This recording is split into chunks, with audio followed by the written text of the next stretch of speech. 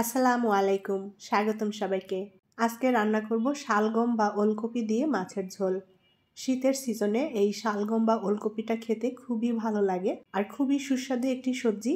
আমি আজকে যেভাবে এই ওলকপি দিয়ে মাছের ঝোল রান্না করেছি, এভাবে রান্না করলে খেতে খুবই ভালো লাগবে।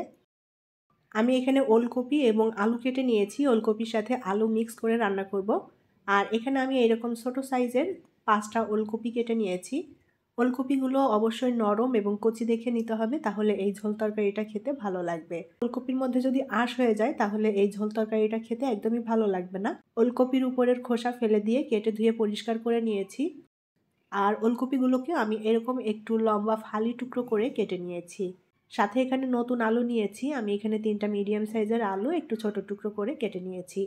ওলকপি এবং আলু খুব ভালোভাবে ধুয়ে পরিষ্কার করে নিয়েছি আমি। ওলকপি রান্না করব রুই মাছ দিয়ে। আমি এখানে 5 টুকরো রুই মাছ নিয়েছি, মাছগুলো ভালোভাবে ধুয়ে পরিষ্কার করে নিয়েছি। এখন এই মাছের মধ্যে দিয়ে দেব লবণ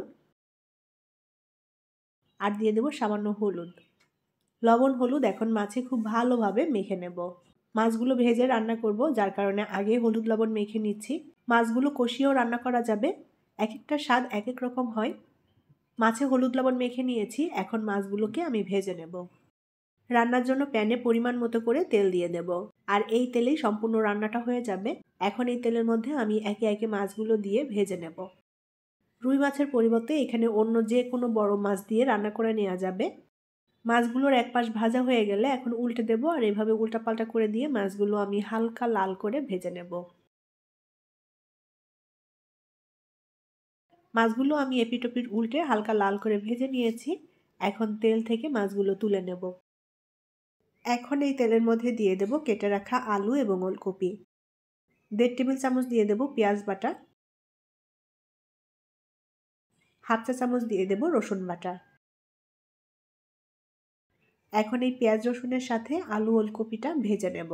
ওলকপিটা আগে থেকে একটু ভেজে নিলে ওলকপির মধ্যে যে এক্সট্রা গন্ধটা থাকে সেই গন্ধ থাকবে না, আর ফ্লেভারটাও খুবই ভালো আসবে। অল্প আঁচে সুন্দর করে নেড়ে চেড়ে ভেজে নেব। আমি 2 মিনিটের মতো সুন্দর করে আলু এবং ওলকপি একসাথে ভেজে নিয়েছি। এখন এর মধ্যে অল্প করে পানি দিয়ে দেব কষানোর জন্য। লবণ দিয়ে দেব স্বাদ মতো। আর এখানে নিয়েছি হলুদ গুঁড়া, শুকনো মরিচের গুঁড়া এবং ধনিয়া গুঁড়া, হাফ চা চামচ করে নিয়েছি সব মশলাটা।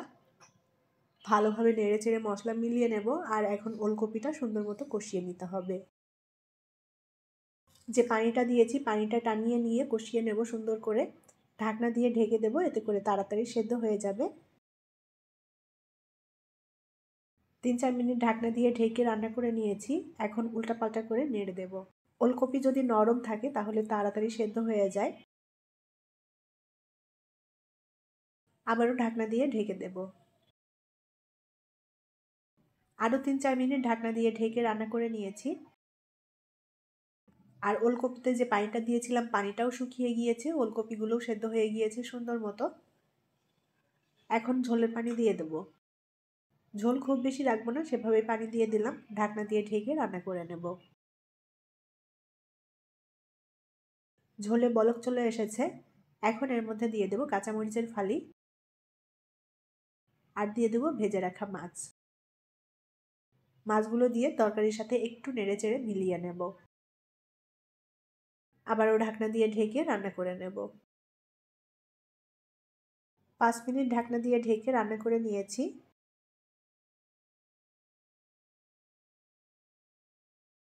এখন এর মধ্যে দিয়ে দেব টালা জিরার গুঁড়া হাফ চা চামচ আর দিয়ে দেব ধনেপাতা কুচি। আলতো করে নেড়ে চেড়ে মিলিয়ে নেব। আবারও ঢাকনা দিয়ে ঢেকে দেব 2 মিনিটের জন্য। 2 মিনিট পর ঢাকনা তুলে নিলাম। আলু ওলকপি দিয়ে রুই মাছের ঝোল তরকারি রান্না করা কমপ্লিট। এখন তরকারিটা নামিয়ে আমি পরিবেশন করব। সুস্বাদু ওলকপি দিয়ে রুই মাছের এই ঝোল তরকারিটা সাদা ভাত দিয়ে খেতে দারুণ লাগে। আশা করছি ভালো লেগেছে আমার আজকের রেসিপিটি যদি ভালো লাগে তাহলে প্লিজ লাইক, কমেন্ট এবং শেয়ার করবেন। পরবর্তী রেসিপি দেখার আমন্ত্রণ জানিয়ে আজকের মতো বিদায় নিচ্ছি। ভালো থাকবেন সবাই। আল্লাহ হাফেজ।